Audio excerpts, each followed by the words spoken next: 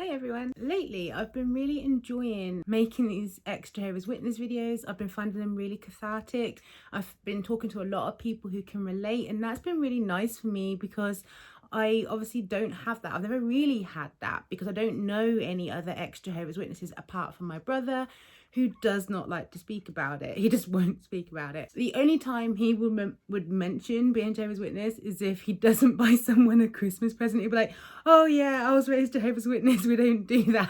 So thinking about this and all these new people I've been talking to, it did make me think about those kind of things. Made me think of my brother and how the only time he ever mentions it and the only person I can speak to who would understand is him. And it's only when it's around things like that where it's kind of funny. If not, you just can't talk to him about it. It made me think about other things, and people often ask you when they find out that you're a Jehovah's Witness or were a Jehovah's Witness is about celebrations. Another thing is they'll ask about blood transfusions, things like that. But what do Jehovah's Witnesses celebrate? The really simple answer is pretty much nothing. They don't celebrate anything.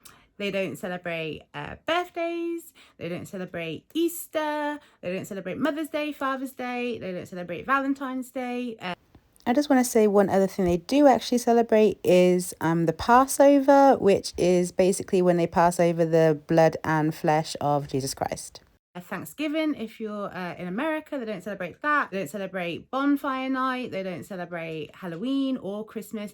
Pretty much anything you could think of, they won't celebrate it. So if you can think of something that I haven't mentioned, chances are they don't celebrate it. They don't really see the point in celebrating anything that's worldly. And worldly is a term. Maybe I should make a video about terminology within Jehovah's Witnesses, because I'll kind of just say stuff and expect people to know what I'm talking about. And of course, other Jehovah's Witnesses or other ex-Jehovah's Witnesses, they know what I'm talking about, but people who don't know, so I have actually had some of my followers and my subscribers say, oh, they didn't even know. They've heard Jehovah's Witnesses but didn't know anything about them. So I have to try and bear that in mind. Maybe I should make a video about the words they will use to make more sense. I don't know.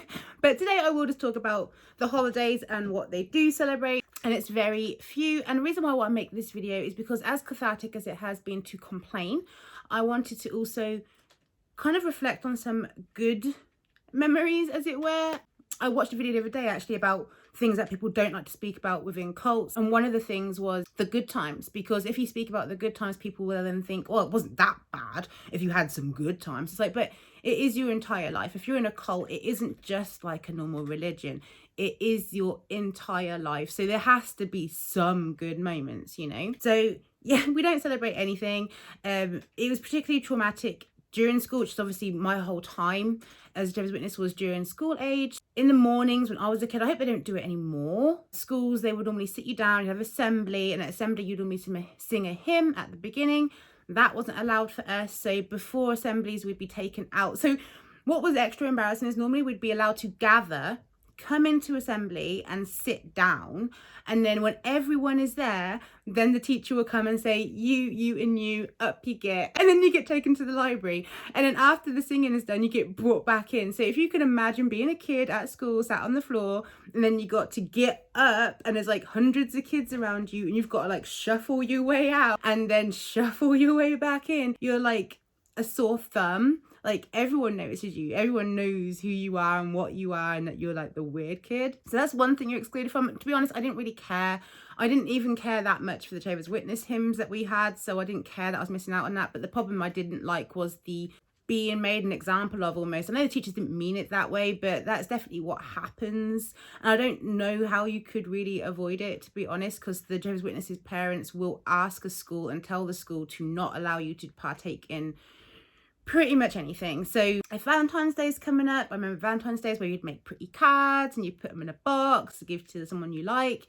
If there was going to be a Valentine's time activity, no, but you'd go to class, you'd sit down, and then someone would come in and say, we're doing Valentine's stuff today, like, Rianne, please get up, like, come with me. And we'd go to the library and you go sit in there and you'd read books. I remember for, I guess, my middle school, we'd go to the library and there's this book of the human body, and so I used to love looking at that. I had a book at home about pregnancy that I was obsessed with, but anything about the human body I was really into. One of the older kids in our congregation, so a Jehovah's Witness kid, she was also in the library with us. There was like 4 of us. She went and told a teacher that me and my mate, we were looking at this book at the Willies, and it's like, that wasn't really what it was about. Yeah, we did like the pages with the genitals on it, but the one fun thing we had, like, when being taken out, so they clearly moved the book, so we couldn't get to it after that. So back to reading like Spot the Dog and stuff. But yeah, you get taken out of those lessons.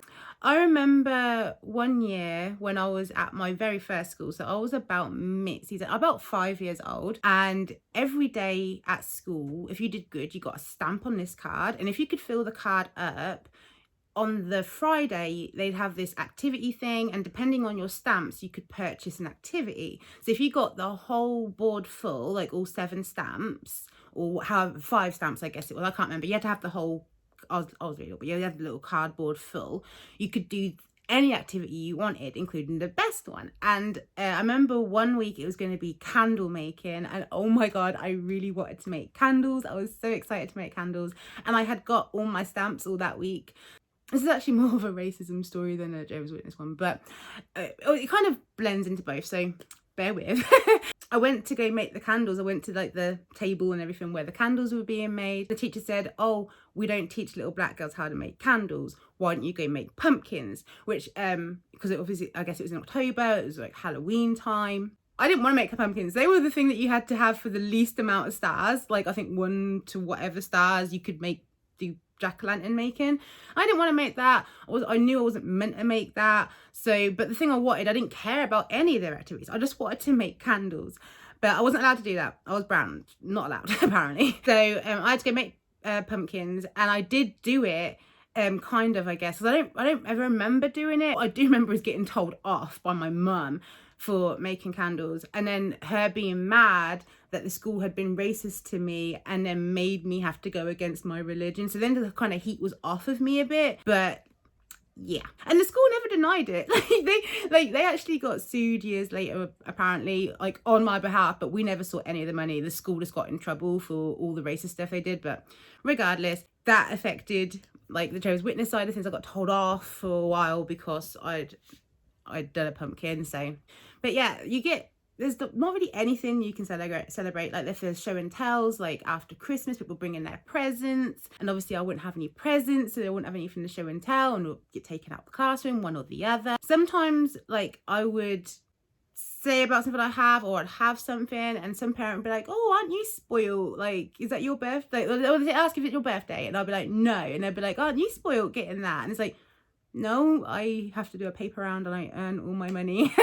Like, I always did a paper round. Like, so from the age of 2, my mum had me packing leaflets into a newspaper because she had the newspaper round. Anyway, I'm getting off on a tangent. But yeah, I saved up all my money. I did chores, and I did actually a paper round from as young as I can remember.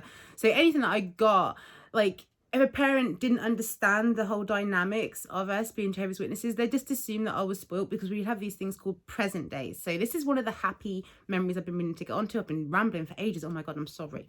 Present days. Okay, this was like to replace birthdays. And I thought it was something that just my family and a few families that we knew kind of did. I wasn't sure if we were allowed to, but since then I have heard of other people in other countries who also had a similar thing, and then some of them even called it the same thing, present day. So present day was to replace birthdays, so we didn't always have nothing all year round, but there'd be one day a year that we'd get presents on. But the thing about it is it wouldn't be marked, so it'd just be one random day in the year where our parents would obviously decide to buy us some presents, and then we'd get presents.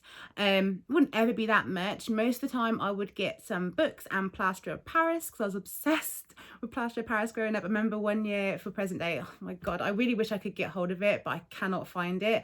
But one year I woke up and my pillow was hard, and I knew it was present day, and I woke up and pulled it out, and there's this big box of Animals of Farthing Wood plaster of Paris, and it was the best thing I ever had. Like, I loved it. I used it all up in like a day, which is a good thing because some of the other presents that Mum had hid around the house were extra bags of plaster.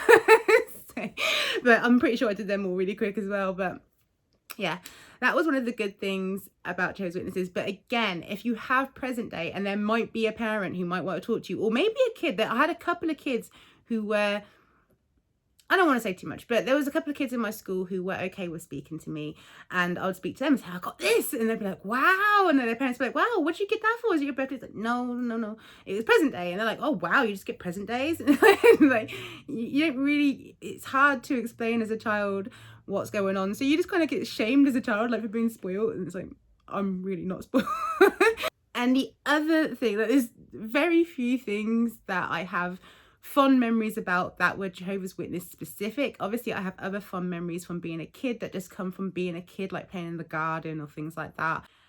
Specific to Jehovah's Witness, the other thing I really enjoyed was weddings. It's about the only thing you can celebrate is a wedding, and oh my god, do Jehovah's Witnesses love a good wedding. Jehovah's Witnesses, they tend to get married quite young, unless you're someone who's been converted into it and you're already older. But if you're born into it like I was, you're expected to get married quite young. Girls have very little value. There's this funny meme about like the hierarchy, like Jehovah's actually somewhere in the middle, Jesus is off to the side, but like women and little girls are really low down. Like little girls are like lowest. I think they're like kind of level with like dogs, or dogs who eat their own vomit. That's like how much respect little girls have. So you don't have much respect. The most thing you can hope to do as a little girl is to grow up and have babies, but you have to get married before you can do that. There's no sex before marriage, and in fact dating itself is quite regimented. I never got to date as a Jehovah's Witness, thank God, but my mum was preparing me for it, and she'd tell me that the idea is for me to look at other boys around my age, which was really hard for me because in my congregation there was only like,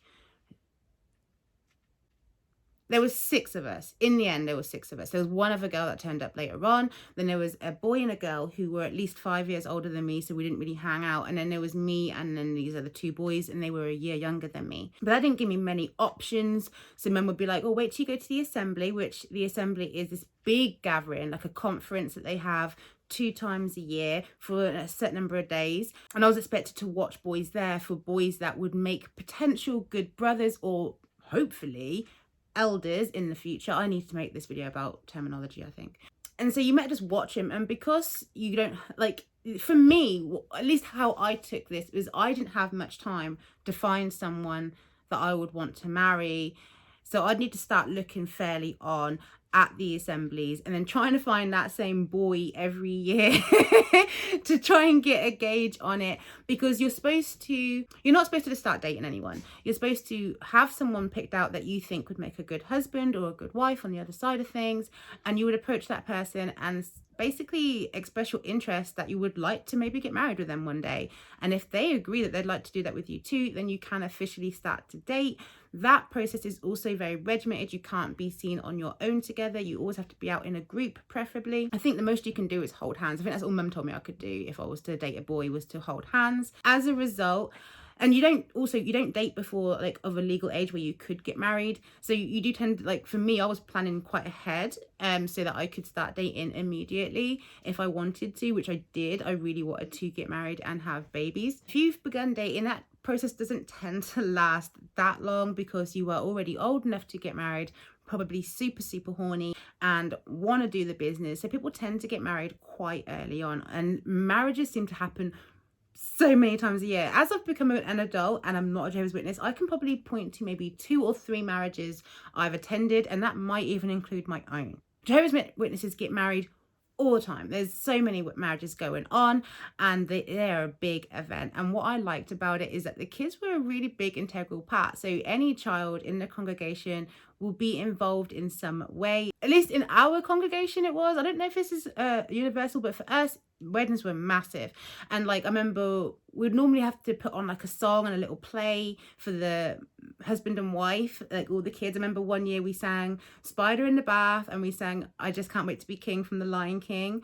I think we did some kind of little skit, but I think it was like God related and I completely forgot, so I don't care. But I did enjoy singing Spider in the Bath and The Lion King. One thing from weddings that has traumatized me for life is the song Brown Girl in the Ring. For some reason, that song would always get played at weddings, and I was the only brown girl there. Like, yeah, I can't remember another brown girl who come to any weddings. So they would put me in the center, and then everyone would dance around me.